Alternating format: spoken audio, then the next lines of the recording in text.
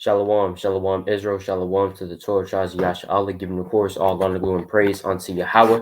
Bahashem Mashak Yahweh, that's all praises, honor, glorification unto the Most High God, Yahweh, in the name of His only begotten Son, Mahashiach Yahweh.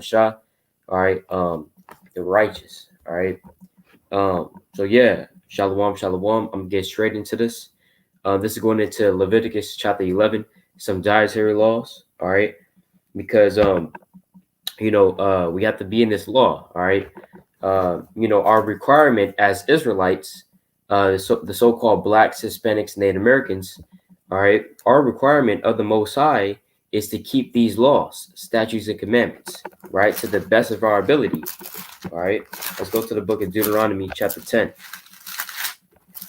Deuteronomy chapter 10 and verse 12. It says, "And now, Israel, what doth the Lord thy God require of thee, but to fear the Lord thy God, to walk in all his ways, and to love him, and to serve the Lord thy God with all thy heart and with all thy soul."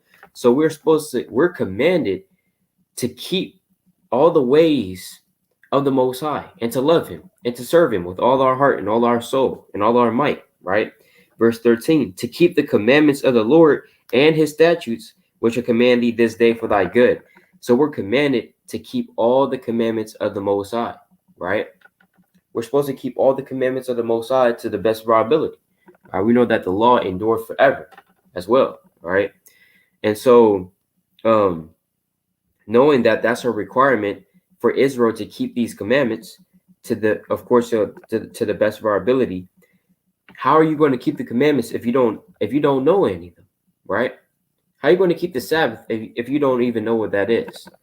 How are you going to keep the dietary laws if you don't know what to eat and what not to eat? How are you going to keep the Passover if you haven't read Exodus chapter 12? How are you going to keep the Feast of Tabernacles if you haven't read Leviticus chapter 23? How are you going to keep the new moon if you haven't read these things, right? So you have to get into the law, all right? We're going to get this as well. Sirach chapter 19 and verse 19. All right, Sirach chapter 19 and verse 19. "The knowledge of the commandments of the Lord is the doctrine of life." That's the doctrine of life right there. Having the knowledge of the commandments of the Most High, right? Hey, these commandments, they're written for a reason, man. They're written for our learning and for us to keep in these last days, right? And forever. It says, "Is the doctrine of life, and they that do things that please him shall receive the fruit of the tree of immortality." You see that? The Most High promised that to us. If we keep his laws to the best of our ability, if we strive for perfection, we're going to eat of that fruit of the tree of immortality, as you read in the book of Revelation chapter 22, right? Verse 20, right? And that's symbolic for the wisdom, knowledge, and understanding. Verse 20, "The fear of the Lord is all wisdom, and in all wisdom is the performance of the law." That's how you get that wisdom, right? That's how you build up in this thing, right? Keeping the laws, the performance of the law, right? "And the knowledge of his omnipotency." You knowing and understanding that the Lord is omnipotent. Omnipotent meaning having all power and all strength and all sovereignty. So if you realize that the Most High is all powerful, then you will be what? Afraid of him. You'll be scared of him, and you will fear him, and you will realize that, look, I want to be on the Most High's good side and not his bad side. How can you get on the Most High's bad side? You get on the Most High's bad side by what? Being a disobedient servant, by being a disobedient child, man, right? That you're not keeping the Most High's commandments. Then the Most High would be angry at you. But if you're trying to strive for perfection, trying to keep these commandments to the best of your ability, you're in the laws, right? You're in the prophecies, you're reading, you're praying, you're fasting. Hey, all these things show that you truly fear the Most High. All right. So Khan, let's go to the book of Leviticus chapter 11 without further ado. All right. It's the book of Leviticus chapter 11 and verse number 1. All right, I'm gonna start from the top. I'm not gonna read the whole chapter, all right, because that is a lot. All right, it's a lot, but I might do it in segments. All right. So Leviticus chapter 11 and verse 1. "And the Lord spake unto Moses and to Aaron, and saying unto them, Speak unto the children of Israel, saying, these are the beasts which ye shall eat among all the beasts that are on the earth. All right, so now this chapter really focuses on what we can and cannot eat, because you can't eat it. You can't eat everything. All right, and put it like that. Do not eat everything. Everything on this earth is not meant to be eaten. All right. Dietitians will tell you that. People that study medicine and plants, animals, they'll tell you don't eat everything, right? And that's in the scriptures as well. Don't eat anything. Hey, like a lion does not care if a cheetah has just been done finishing and finishing off a dead, chewing off a damn dead elephant. A lion is going to eat that damn hyena, right? Or cheetah, whatever. Lion doesn't care, because guess what? The lion is a beast. Hey, men are referred to as beasts as well, right? Let me get this. Psalms chapter 49, right? It's the book of Psalms chapter 49 and verse 20. Man that is in honor and understandeth not is like the beast that perish. So men are referred to as beasts in the scriptures. And how are they beasts? They're beasts in this way. If they're in honor and they don't understand, meaning they don't keep the commandments, they're like beasts, right? And men today, they're like beasts. They just eat whatever. They'll eat pork, they'll eat that, right? You give them some damn, Esau, he eats monkey brain, right? That's like a beast. You know what I'm saying? Moab, he eats bats, rats, cats, right? He eats all sorts of things. Hamites, they eat something very, very defiling, like some damn bugs and stuff. Hey, men are like beasts. Without these laws, statutes, commandments, you're like a beast, man. Right? Well, come on, let's go back to this. Leviticus chapter 11 and verse 2. Speak unto the children of Israel, saying, these are the beasts which ye shall eat among all the beasts that are on the earth. So the Most High is saying to Israel, here are the animals that you can't eat, right? Verse 3. Whatsoever parteth the hoof and is cloven-footed and cheweth cud among the beasts, that shall ye eat. All right, so whatsoever parteth the hoof.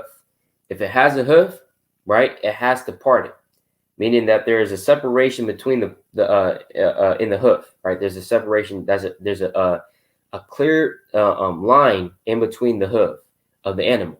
If there's a clear line between it, then that's check one. Because basically, in order for you to eat certain type of animals that's in the field, right?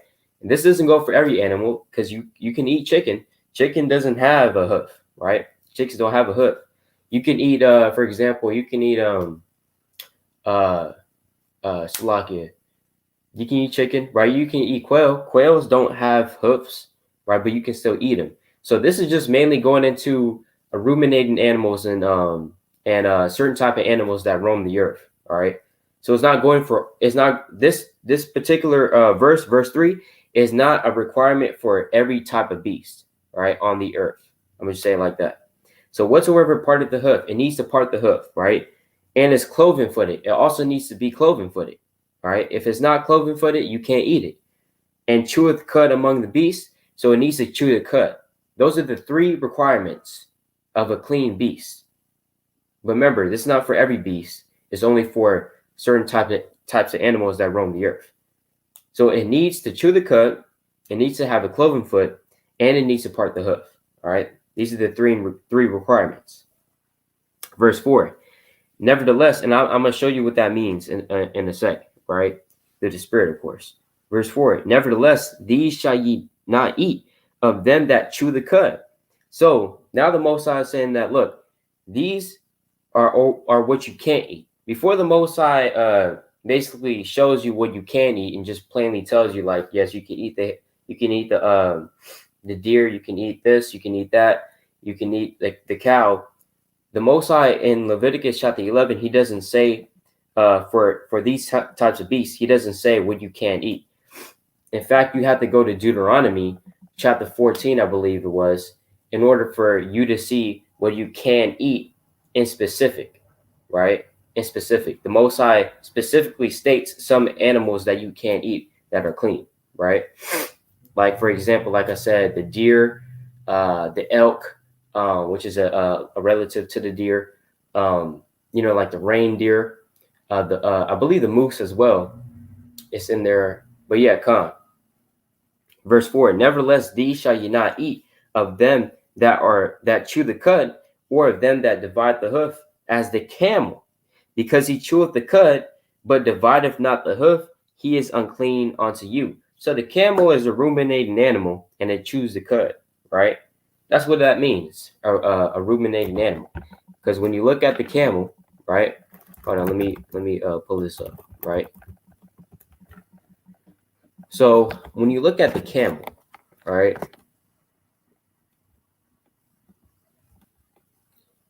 Right. So a ruminating animal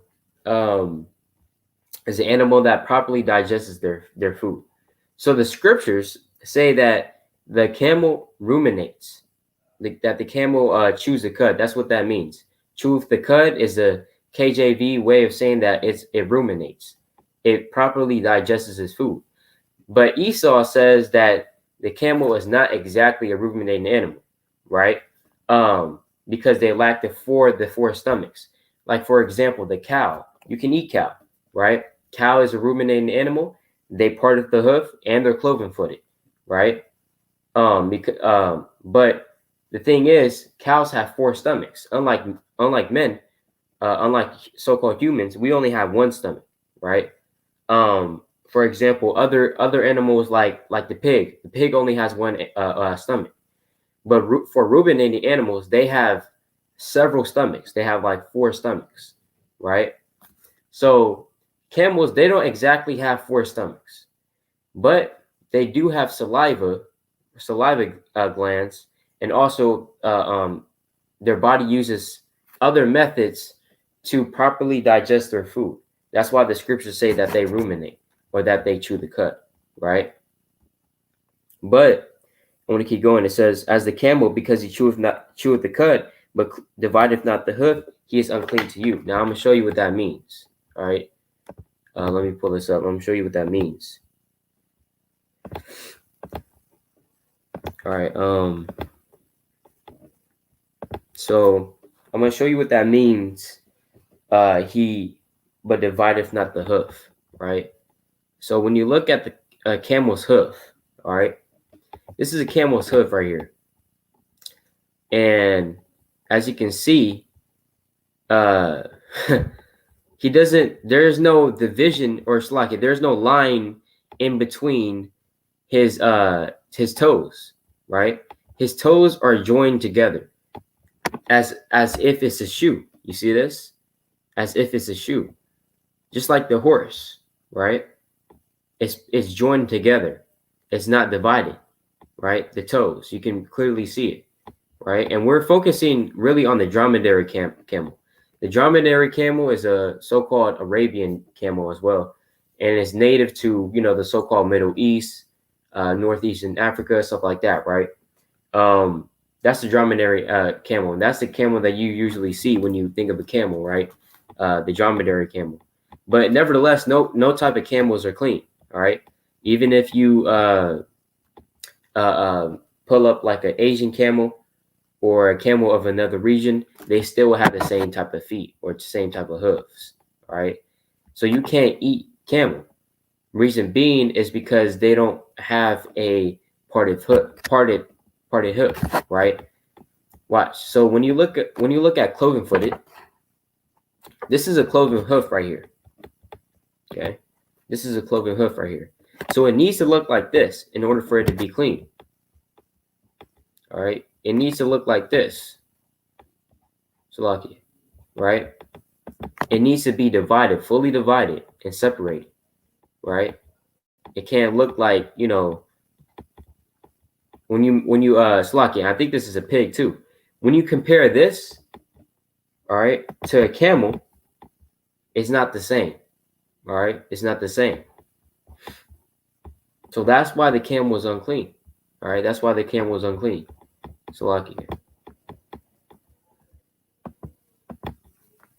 All right, but it says, but yeah, no camel. All right, so if you're thinking about getting some damn camel meat, getting a camel hamburger or something like that, hey, that's off. All right, you can't do that.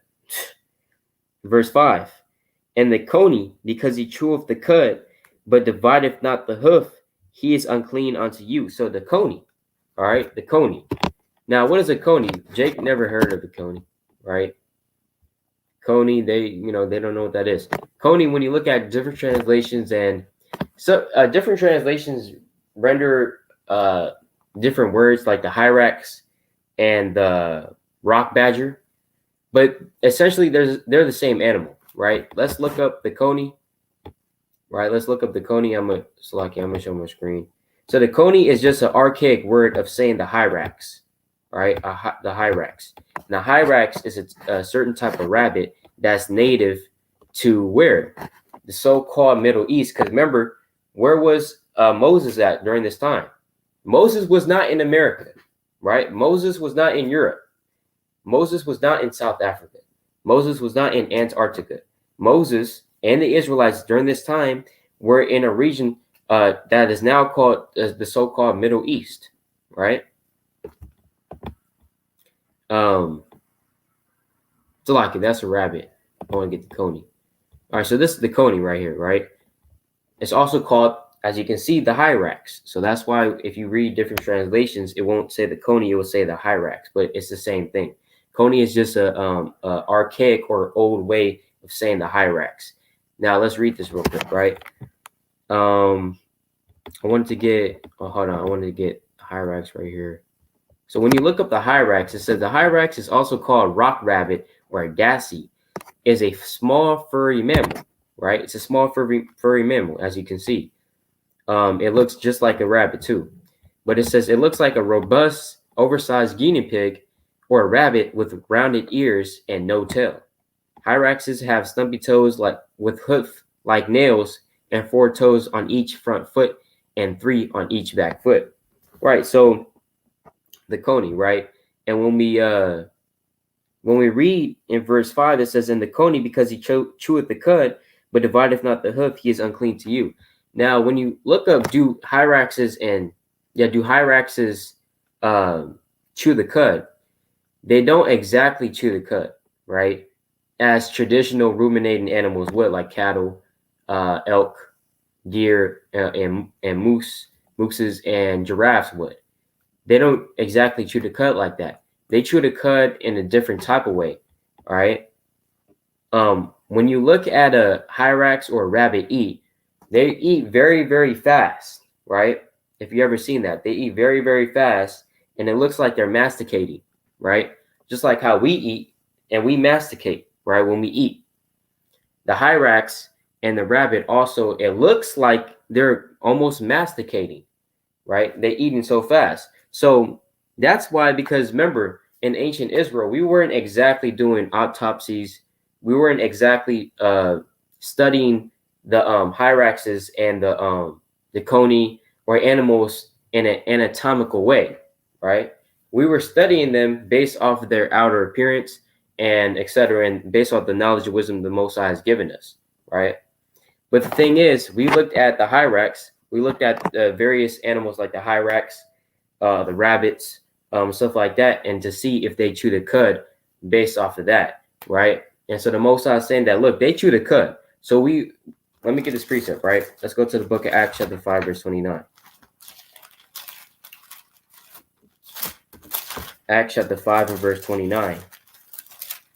And it reads, "Then Peter and the other apostles answered and said, we ought to obey God rather than men." So if men say, well, hyraxes aren't exactly ruminating animals. Hey, if the Most High said that they chew the cud, man. Right? They chew the cud. Just because they don't have 4 stomachs does not exactly mean that they do not chew the cud, because of their certain type of way of eating. That's their way of cleansing the food that they eat, right? If you can understand that. So because remember, the whole point of a ruminating animal is for them to cleanse the food that they're eating. For example, like the cow, when the cow eats the grass, and because hyraxes, I believe hyraxes, but I know for sure that rabbits, right? Animals like rabbits, bunnies, stuff like that, they don't eat meat, right? They don't eat meat. They eat carrots, grass, stuff like that. So, and for the cow, right? When the cow eats, let me pull up the picture, right? Cow ruminating, right? I want to pull up a picture so it's easier to explain. So this is a cow, and as you know, it's a ruminating animal. And so the cow, when it eats, right? When it eats, it goes down its throat, basically, goes into one stomach, okay? And then goes into another stomach and to another stomach, right? As you can see all the arrows right here. And then and at one point in time, it goes back up to the throat and goes back down. So it's a lot of digesting in the cow, right? And then they finally poop it out. But it goes through a lot of cleansing processes to get all the nutrients and etc., right? And to cleanse it. Now, what I'm saying is the Hyrax doesn't exactly have that type of stomachs, but they do have saliva, and the way of eating is their way of cleansing. All right. So that's why the Most High says that they chew the cud. We don't have to go by Esau standards. All right. Shalom. Shalom, Farah Bani Yahweh. Shalom. Leviticus chapter 11. So let's go back to Leviticus chapter 11 and verse 6. So no hyraxes. If you ever see those type of animals out in the wilderness or whatever, or maybe your friend kind of bought one, highly unlikely, but just keep that in mind. No conies, no hyraxes, no rabbits, right? Verse 6. And the hare, because he cheweth the cud, but divideth not the hoof, he is unclean unto you. So the hair is not going into your actual, like your hair, right? Hair, that's hair. The Hare, hare, an animal, is just another type of rabbit, right? The common rabbit. Those terms can be used interchangeably almost, right? The hare, right? It's just a rabbit, So no rabbits. You can't eat rabbits, okay? And it's the same type of thing with the hyrax, right? So if you ever see these little furry creatures running around, and no matter how hungry you are, do not eat them, right? Do not eat them. And we also have to pray to the Most High, that the Most High may have mercy in those days, that He may give us food to eat that's not unclean, man. Because in the book of 2nd Ezra chapter 16, it reads this. 2nd Ezra chapter 16 and verse 68, right? It says, "For behold, the burning wrath of a great multitude is kindled over you, and they shall take away certain of you and feed you, being idle with things offered unto idols." You see that? So when the persecution of the saints arises, for the word's sake, as is prophesied in the word, hey, Esau might even strap you to a damn chair and try to feed you rabbit, try to feed you rabbit, or like some damn coney or hyrax or whatever. Hey, we can't eat that.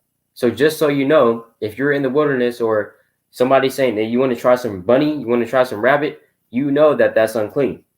All right, that's unclean according to Leviticus. All right.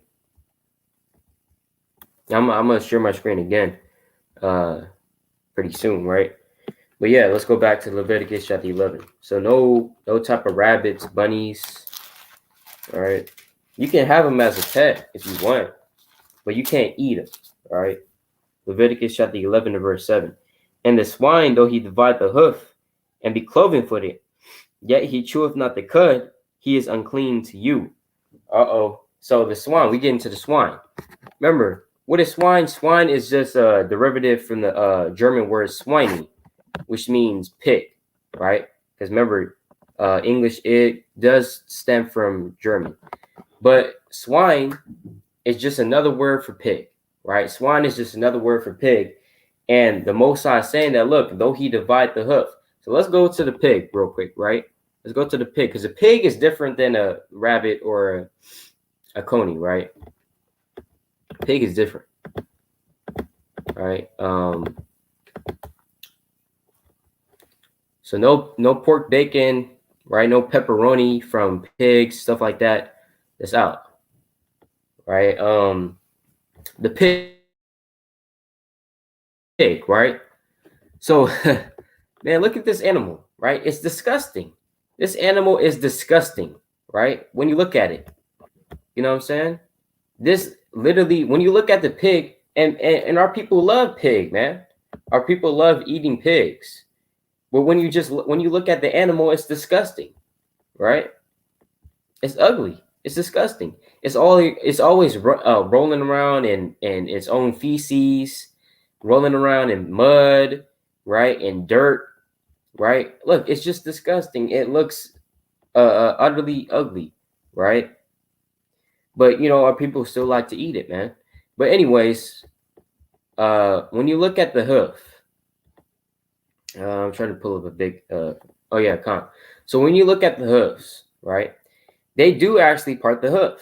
They meet two requirements of a clean animal. They do part the hoof, as you can see. You see that they have a hoof, they're cloven footed, and they parted. And the hooves are parted, meaning they're not together, right? So they actually do meet those two requirements. However, they do not meet the other requirement, the third one, which is that the animal has to chew the cud. It has to be a ruminating animal, right? It has to fully digest its food. The pig, I believe, only has one stomach, like us. So it doesn't properly digest their food. So, and also the pig doesn't sweat. The pigs don't sweat. So we know that the sweating process releases a lot of excrements in your body, releases a lot of bad stuff in your body. That's why, when you sweat, that's good. But the pigs, however, they don't sweat. So whatever they eat, literally, whatever they eat, you're eating, right? And pigs, there have been accounts of pigs eating people, right? A person fell into a pig pen, pigs ate them alive, right? And that's true. So whatever you eat, you are, right? So if you eat pig, you're a pig, right? We know that pig, even in the scriptures, is not seen as a good thing, right? Pigs are not deemed as a good thing at all, right? Let's go to the book of Matthew chapter 7, even in the New Testament. All right, Matthew chapter 7 and verse Matthew chapter 7, verse 6. Give not that which is holy unto the dogs. Now the cats eat your pearls before swine, lest they trample them under their feet and turn again and rent you. And now this, of course, this is it's not literal pigs, right? When Yahweh Shah says, now the cats eat your pearls before swine, that swine is not literal. The swine is just metaphorical or spiritual for what? For the heathen, man. The heathen. The heathen are referred to as pigs and dogs, right? Bad things, right? And so even in the New Testament, Yahweh Shah is saying that, look, don't cast that which is holy to the dogs, and don't cast your pearls, something that's holy, something that's precious to you, which is this knowledge, wisdom, understanding, and don't give it to the pigs. Don't give it to the other nations, and especially those that despise the word of the Most High, and that despise the Most High, right? So that's Yahweh Shah said that, and the pig is not seen as a good thing.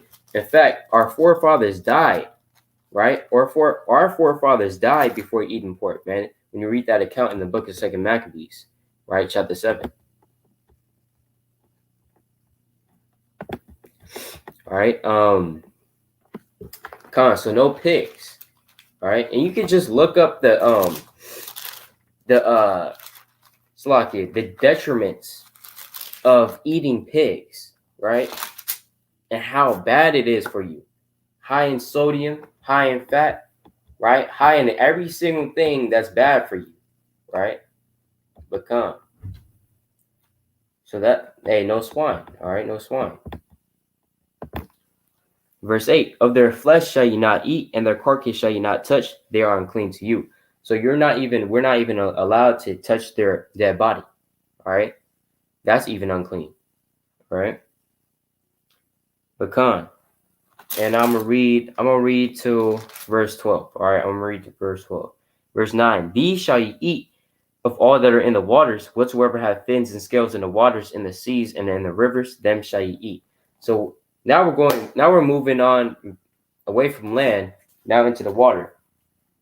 Whatever in the waters, in the seas, and then in the rivers, here's what we can eat, right? Those that have fins and scales. So whatever doesn't have fins and scales in the water, you can't eat it, right? Verse 10. And all that have not fins nor scales in the seas and in the rivers, of all that move in the waters, and of any living thing which is in the waters, they shall be an abomination unto you. They shall be even an abomination unto you. Ye shall not eat of their flesh, but ye shall have their carcasses an abomination. So, for example, right? For example, right? Let me pull up.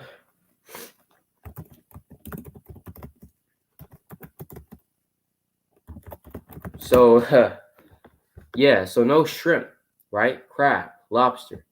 These things you can't eat, all right? These things you can't eat.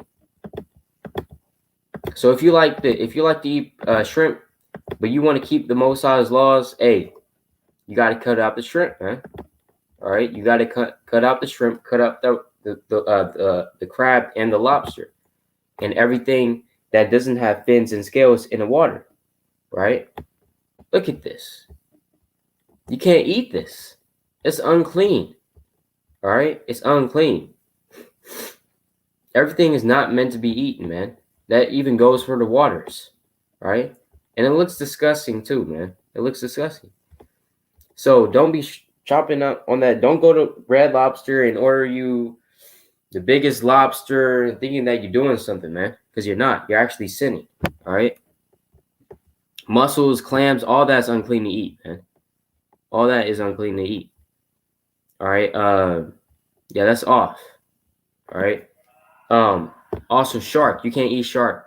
Remember the two requirements for fish, for clean fish, for a fish to be clean to eat, meaning okay to eat, it needs to have fins and scales, right? It needs to have fins and scales. Okay. If it does not have fins and scales, you cannot eat it. All right. So what do I mean by that?